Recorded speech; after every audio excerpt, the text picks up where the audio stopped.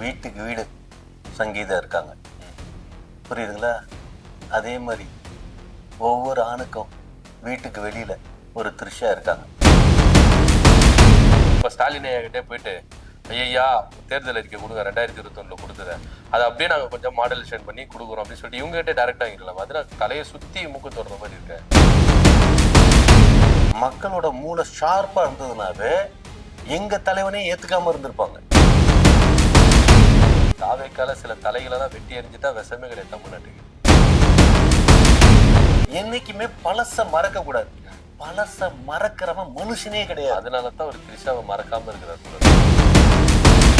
இப்போ விஜய்க்கு என்ன மாதிரி வந்தன கரும்புலி அந்த கழுது மலை ஏற்றிட்டு வருவாங்களா இல்ல சவுக்கடி கொடுப்பாங்களா? நீ யார பத்தி என்ன பேசிட்டு இருக்குங்க தெரிஞ்சு பேசுறியா இல்ல தெரியாம பேசுறியா? வணக்கம் NNK சார், எப்படி இருக்கீங்க? நல்லா இருக்குது கேட்கறதுக்கு. ஆமா, நீங்க நமக்கு NNKங்கிற ஒரு மரியாதை கொடுக்குறப்ப நாமளும் உங்களுக்கு வணக்கம் DK சார். வணக்கம் சார். உங்க தலைவர் தேர்தல் அறிக்கையெல்லாம் தெரிக்க விட்டுருக்கிறாரு. பயங்கரமான ஒரு தேர்தல் அறிக்கை அப்படின்னு சொல்லிட்டு அந்த இடத்த அப்படியே இப்படி கிராஸ் பண்ணா இந்த பக்கம் அப்படியே ஒண்ணு போகுது.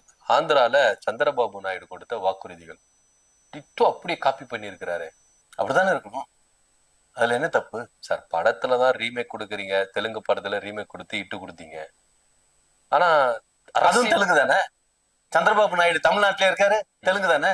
அதுல இருந்து அங்க இருந்து எடுக்கிறதெல்லாம் ஹிட் இல்ல. அப்ப அந்த ஃபார்மெட்ல எல்லாமே நமக்கு ஹிட் ஆகும்ல. ஆனா சந்திரபாபு நாயுடு நம்ம முதலமைச்சர் ஸ்டாலின் அவர்கள் கொடுத்த தேர்தல் வாக்குறுதி அவரு காப்பி அடிச்சாரு. அது எல்லா படமும் கம்யூனிட்டி பேல அங்க இருந்து தான் காப்பி அடிக்கிறாங்க. கொஞ்சம் பழைய படத்தை தெலுங்கு இங்க இருந்து அடிச்சிடறானுங்க. அவனுங்கள்ட்ட இருந்து மறுபடியும் நம்ம ரீமேக் ரைட்ஸ் வாங்கி நம்ம எடுத்துக்கிட்டு இருக்கோம். இதுக்கு பருத்தி மூட்டை குடோன்ல இருந்திருக்கலாமே. பருத்தி மூட்டை குடோன்ல இருந்திருக்கலாம். நம்ம ஸ்டாலின் ஐயா கிட்டே போயிட்டு ஐயா தேர்தல் அறிக்கை கொடுங்க 2021 கொடுத்தத அதை அப்படியே நாங்க கொஞ்சம் மாடலேஷன் பண்ணி கொடுக்குறோம் அப்படின்னு சொல்லிட்டு இவங்க கிட்டே டைரக்டா வாங்கிடலாம். அது நான் தலையை சுத்தி மூக்கு தோடுற மாதிரி இருக்கேன். நல்ல ஒரு விஷயம் தெரிஞ்சுக்கங்க. புதுமையான தேர்தல் அறிக்கையெல்லாம் நாங்க அடிச்சு வச்சோம். ஆனா எவனும் புரிஞ்சுக்கிறதுக்கு இல்லை. அதனாலதான் ஆல்ரெடி இருக்கிறதையே சொல்லி நாங்க டிராவல் பண்ணிருக்கோம். சரி, ஆமா. ஆனா இப்ப நீங்க ஆல்ரெடி இருக்கிறதே சொல்லி டிராவல் பண்றேன்னு சொல்றீங்க.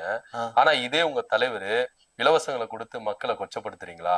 மகளிர் உரிமை தொகை கொடுத்து நீங்க என்ன பண்றீங்க? மக்களை கேவலப்படுத்துறீங்க. ஓசி பஸ் இப்படின்னு பல விமர்சனங்களை முன்வைத்தது தாவேக்கா. ஆனா திரும்பவும் அதே தேர்தல் வாக்குறுதியை தான் கொடுத்து நீங்க வரீங்க. 2500 ரூபாய் கொடுப்பேன், 6 இலவச சிலிண்டர் கொடுப்பேன் ஃப்ரீயா, அதே போல எல்லாரும் பஸ்ல பயணிக்கலாம், அதே தானே கொடுக்குறீங்க. அப்ப எதுக்கு நீங்க அதை எதிர்க்கணும் ஆரம்பத்துல? இல்ல, நீங்க கேக்குறது நியாயமான கேள்வி. அதாவது மக்களோட மூளை மழுங்கி போயிருக்குது. புரியுதுங்களா? மக்களோட மூளை ஷார்ப்பா இருந்ததுனாவே எங்க தலைவனே ஏத்துக்காம இருந்திருப்பாங்க. ஆமா, எல்லாம் மழுங்கி போயிருக்கிறதுனால அவங்களுக்கு தகுந்தது மாதிரி நம்ம கொள்கைகளை எல்லாத்தையுமே கொண்டு போக வேண்டியதா இருக்கு. இப்போ அதனால ஏமாத்திட்டு வரீங்க. ஏமாத்திட்டு வர்றோமா? இந்த சர்க்கார் படத்துல எல்லா இலவச டிவி, மிக்சி, கிரைண்டர் எல்லாத்தையும் தீக்கு உடைச்ச மாதிரி இப்ப இவரு மாற்று அரசியல் தருவாருப்பான்னு சொல்லிட்டு எல்லாரும் உங்களை நம்பினாங்க. இப்ப திருப்பி அதே இலவசங்களுக்கு வரீங்க. ஒரு விஷயங்க, மாற்றம் ஏற்படுத்துறோம் அப்படின்னா ஒரேதான் மாத்துறப்ப எதுவும் ஏத்துக்க முடியாது. புரியுதுங்களா? இப்ப இங்க நீங்க என்ன சாப்பிடுறீங்க? சிக்கன் சாப்பிடுவீங்க, மட்டன் சாப்பிடுவீங்க. திடீர்னு உங்களுக்கு பாம்பு கறி கொடுத்தா சாப்பிடுவீங்களா? நான் சாப்பிட மாட்டேன். புரியுதுங்களா? இது மாதிரி மக்கள் சிக்கன்ல டியூன் ஆயிருக்கான். அவங்களுக்கு நாம பாம்பு கறி கொடுக்கணும்னா முதல்ல சிக்கன் போட்டு பழக்கப்படுத்தணும். அதுக்கப்புறம் தான் பாம்பு கறி கொடுக்கணும். புரியுதுங்களா? புரியுது. அது மாதிரி மக்களுக்கு நீங்க அப்படி பழக்கப்படுத்திட்டீங்க. பழக வைக்கணுங்கிற. சரி. புரியுதுங்களா? ஆமா. இப்ப மட்டன்னு சொல்லிட்டு நாய்கறிய போடுறானுங்களாம். ஆமா. அப்ப நாய்கறிய நம்ம பழக்க வைக்கணும். அதெல்லாம் புரிஞ்சுக்குங்க. சரி, அப்ப நீங்க நாய்கறி தான் போட போறீங்கன்றத இப்ப சிம்பாலிக்கா சொல்றீங்க. ஐ மீன் தேர்தல் வாக்குறுதி சொல்றேன். நல்லா ஒண்ணு தெரிஞ்சுக்குங்க. நாய் வைல்டு அனிமல் கிடையாது. புரியுதுங்களா? அதனால அதை எதுவும் பண்ணக்கூடாது.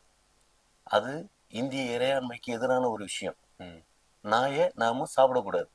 நாய் வீட்டோட காவல் பிரியாணியா? ஹலோ, பிரியாணி கிடையாது, பிராணி. பிராணி. சரி. புரியுதுங்களா? புரியுது சார். அதனால அந்த இதெல்லாம் போக கூடாது. நம்ம பாம்பு போலாம். ஓகே. ஆமா, பாம்பு வந்து இப்ப தாய்லாந்துல பாம்பு சாப்பிடுறாங்க இல்லையா? அவங்களுக்கு ஏதாவது நடந்திருக்கா? இல்ல இல்ல. பாம்போட தலையை வெட்டி உட்டஞ்சிட்டாவே விஷம் கிடையாது. தெரியுமா? சரி சரி. இந்த ரகசியம்லாம் எவனுக்கும் தெரியல. தாவேக்கால சில தலைகளெல்லாம் வெட்டி எறிஞ்சிட்டா விஷமே கிடையாது தமிழ்நாட்டுக்கு. புரியல. இல்ல, பாம்புக்கு தலையை கட் பண்ற மாதிரி தாவேக்கால சில தலைகள் கட் பண்ணிட்டா தமிழ்நாட்டுக்கு விஷமே இல்லாம போயிடும்ன்ற டிவிக்கு மூலியமா. ஏன் ரெட்டலைய 2 இலையும் கட் பண்ணி தூக்கி எறிஞ்சிடலாம? அது ஆல்ரெடி புடிங்கி போட்டாங்களே. புடிங்கி போட்டாங்க. இப்ப அது இலையே இல்லையே. வேணாம், வேற பேச்சு பேசலாமா? சரி.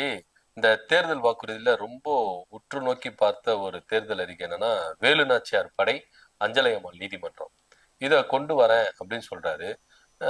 அப்படி ஒருவேளை கொண்டு வந்துட்டா விசாரிக்கிற கேஸ் உங்க தலைவர் கேஸா இருக்குமா? ஒரு விஷயம் தெரியுமா?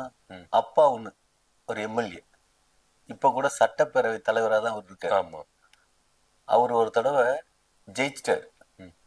ஜெயிச்சோனியும் ஆனா அவரு ஜெயிச்சது செல்லாதுன்ட்டாங்க. ஏன் அப்படின்னா அஞ்சல் வழி ஓட்டுன்னு ஒண்ணு இருக்குது. அது என்னாமைய அனௌன்ஸ் பண்ணிட்டாங்க, டிக்ளேர் பண்ணிட்டாங்க ஜெயிச்சிட்டாருன்னு. புரியுதுங்களா?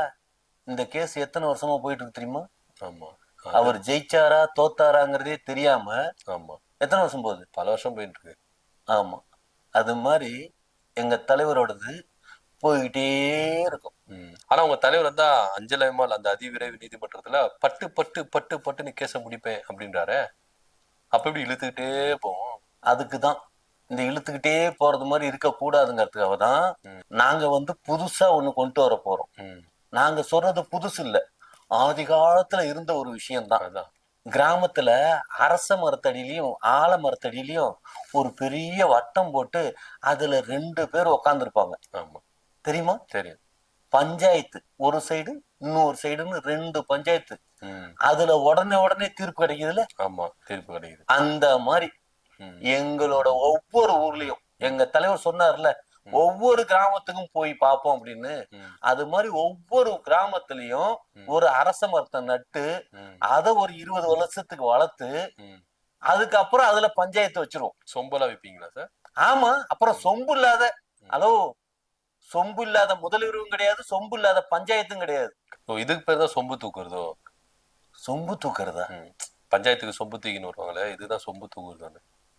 பஞ்சாயத்துல சொம்புல தண்ணி வச்சு வெத்தலை போடுறப்ப வெத்தலை எச்சிய துப்பிட்டு தண்ணிய குடிச்சு வாய கொப்பளிக்கிறதுக்காக தான் பஞ்சாயத்துல சொம்பு வைக்கிறது. முதலிரவுல சொம்பு வைக்கிறது எதுக்குன்னா அந்த சொம்புல பால். ஆமா, டயர்ட் ஆயிருவாங்க. தெரியுமா? டயர்ட் ஆக கூடாதுங்கிறதுக்காக பாலை குடிச்சு குடிச்சு தெம்பாய் மறுபடியும் இன்பமா இருக்கிறதுக்கு தான் சொம்புல. ஆமா. சரி, நான் கூட என்ன நினைச்சிட்டேன்னா அஞ்சலையம்மாள் அதி விரைவு நீதிமன்றத்தை ஆரம்பிக்க போறேன்றாரு. நீதிமன்றம் வந்து தமிழ்நாடு அதாவது அரசு வந்து ஒரு முன்னெடுக்கிற காரியமே இல்லையே, இவர் என்னப்பா இவரு நீதிமன்றத்துல உருவாக்குறாருன்னு தப்பா நினைச்சிட்டேன். நீதிமன்றம்ன்றது இந்த பஞ்சாயத்து ரெடி பண்றது. இதுதான் எங்க நீதியோ அதானங்க நீதி. புரியுதுங்களா? பஞ்சாயத்துலயும் நீதி நடக்குதுல்ல, பஞ்சாயத்து நீதிமன்றம் தானே. அதை பார்த்துதானே நீதிமன்றம் எல்லாம் வந்து அதை பார்த்துதானே அதை புரிஞ்சுக்க. அதாவது என்னைக்குமே பழச மறக்க கூடாது. பழச மறக்கிறவன் மனுஷனே கிடையாது. அதனாலதான் ஒரு த்ரிஷாவை மறக்காம இருக்கிறார் போல இருக்கு. ஏன்னா பழச அவர் மறக்கவே இல்லை. சங்கீதா வரதுக்கு முன்னாடி த்ரிஷா தான் ரொம்ப ஃப்ரெண்டா இருந்தாங்க. இது வந்து அதனாலதான் அவர் மறக்கிறதே இல்லை போல இருக்கு. நீங்க ஒருத்தர் தான் புரிஞ்சிருக்கீங்க தெளிவா, சீரியஸா.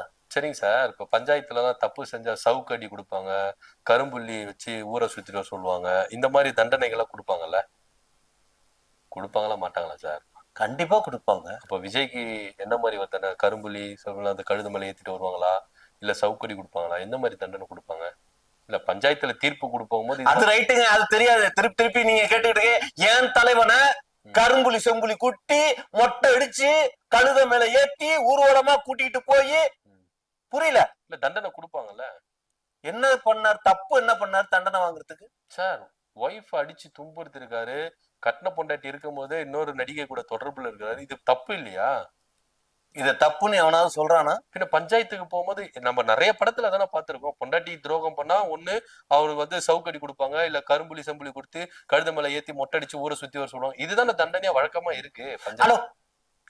மனம் ஒத்து பிரிஞ்சிட்டா இந்த தண்டனை கிடையாது சார். அது வந்து இப்ப இருக்கிற நீதிமன்றத்துல சார். ஆனா நீங்க அமைக்க போற நீதிமன்றம் பஞ்சாயத்து, அதுல வந்து பெண்களுக்கு ஆதரவா தானே இருக்கும். பஞ்சாயத்துலயும் அப்படித்தான், புரியுதுங்களா? மனம் ஒத்து பிரிஞ்சிட்டா ஆமா சொத்துலதான் பங்கு கொடுத்துருவோம். ஓகே, அங்கதான் சார் பிரச்சனையே ஸ்டார்ட் ஆயிடுச்சு. த்ரிஷாவுக்கு சொத்துல கொஞ்சம் கிஃப்டா கொடுத்ததுனாலதான் பிரச்சனையே ஸ்டார்ட் ஆயிடுச்சுன்னு ஒரு பேச்சு பேசிட்டு இருக்காங்க. நீங்க சொத்தை வந்து கொடுத்துருவீங்க, பிரிச்சு கொடுத்துருவோம் அப்படின்றீங்களா? ஒருவேளை த்ரிஷாவுக்கு கொடுத்ததுனாலதான் இந்த பிரச்சனைகள்லாம் வந்ததோன்ற ஒரு சந்தேகமா இருக்குல்ல. ஒரு விஷயம் நல்லா தெரிஞ்சுக்கங்க. இப்ப உங்க தகுதிக்கு நீங்க கிஃப்ட் கொடுக்கறதுனா என்ன பண்ணுவீங்க? ஒரு பெரிய கேட்பரி சாக்லேட்டு இந்த பெருசு இருக்குல்ல, அது மாதிரி வாங்கி கொடுப்பேன். பாத்தீங்களா? அது உங்க தகுதி. இப்ப ஏன் தகுதிக்கு ஒரு 5 ரூபாய்க்கான கள்ள மிட்டாய் வாங்கி கொடுப்பேன். இது உங்க தகுதியா சார்? ஹலோ, புரியுதுங்களா? நான் எதுக்காக சொல்ல வரேன்னா, இப்ப நம்ம தகுதிக்கே இந்த ரேஞ்சுக்கு கிஃப்ட் கொடுக்கறோம்னா தலைவனோட தகுதிக்கு எவ்வளவு பெரிய கிஃப்ட் கொடுப்பாரு. சவுக்கடி கொடுக்கணும். தகுதி சவுக்கடி கொடுக்கணுமா? ஹலோ, அவரு அடுத்தவங்களுக்கு கொடுக்கற கிஃப்ட பத்தி சொல்லிட்டு அவர் வந்து த்ரிஷாக்கு எப்படி கொடுக்கணும் அப்படின்றீங்க. அதான் பெரிய வீடு கொடுத்தாரு. சின்ன வீட்டுக்கு பெரிய வீடு கொடுக்கறது சந்தோஷம் தானே? ஓ சரி சரி. ஆனா அங்கதானே சார் பிரச்சனை ஸ்டார்ட் ஆச்சு. ஏன் கொடுத்தாரு? ஏங்க கிஃப்ட் தானங்க சார். கிஃப்ட் எதனா வந்து பாத்தீங்கன்னா ஒரு நெக்லஸ் வாங்கி கொடுக்கலாம், இல்ல நகை வாங்கி கொடுக்கலாம், இல்ல காருன்னா எதனா வாங்கி கொடுக்கலாம். ஏன்னா இதுக்கு முன்னாடி நிறைய பேர் கார் எல்லாம் வாங்கி கொடுத்துருக்காங்க. நாங்க என்ன உதயநிதி ஸ்டாலினா இப்படி எல்லாம் கிஃப்ட் கொடுக்கறதுக்கு? கொடுக்கணுங்க, பெருசா கொடுக்கணும். ஆனா பெருசா கொடுத்துதான் மாட்டிக்கிட்டாரு சார். என்ன மாட்டினாரு? இப்ப மாட்டிக்கிட்டு கேஸ்ல. அதான் மனைவியானவங்களுக்கு புரிதல் இல்லை. ஆமா, சம்பாதிக்கிற கட்ஸ் இருக்கிறவன் தான் கிஃப்ட் கொடுப்பான், தெரியுமா? Okay okay. இப்ப நான் கள்ள மிட்டாய் வரைக்கும் தான் கொடுக்கறேன்னா சம்பாதிக்கிற கட்ஸ் நம்மள்ட்ட இல்ல. ஆமா. உங்க தகுதிக்கு நீங்க யாருக்காவது கள்ள மிட்டாய் வாங்கி கொடுத்து உங்க ஒய்ஃப் கிட்ட மாதிரி தெரியுங்களா சார்? ஒரு விஷயம் நல்லா தெரிஞ்சுக்கங்க. வீட்டுக்கு வீடு சங்கீதா இருக்காங்க, புரியுதுங்களா?